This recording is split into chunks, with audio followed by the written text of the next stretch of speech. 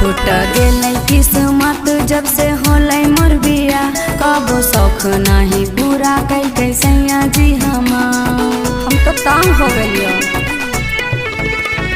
Foot गेलै किस्मत जब से होलै मोर बिया, कबो शौख नहीं पूरा कैके सैया जी हमरा पहले वाला मजा चाहे तोरा से हमरा से आजो धनावा दा मिले मोरा से, अब की मेलावा घूरै ओ साथ तोरा के, जाना गुपा चुप खिलै ओ तोरा ठेला पे, अब की मेलावा घूरै ओ साथ तोरा के आगे मेलावा घूरै ओ साथ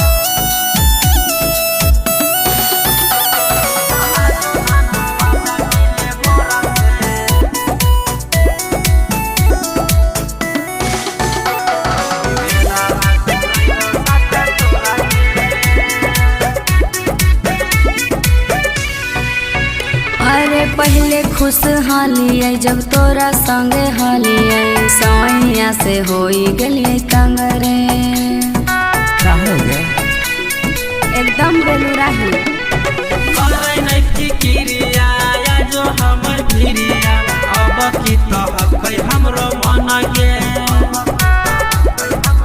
कि हमरा पहले वाला खुशी चाहे तोरा से हमरा से।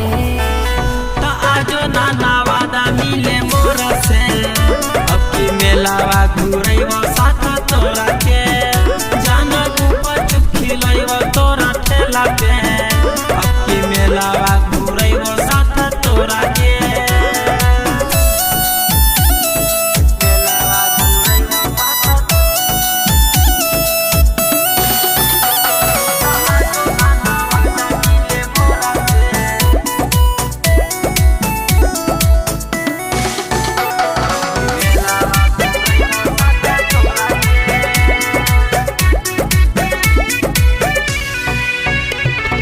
आई बहु जरूर सुनाए हमर लभर, बोले मेला देखे कहाँ कहाँ जाइमी।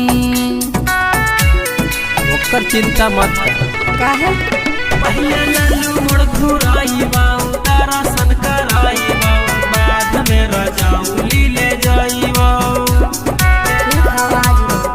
रोहित विकी के साथ नहीं है मेला में, हम मेला में। आजो नाना वादा मिले मोरा से,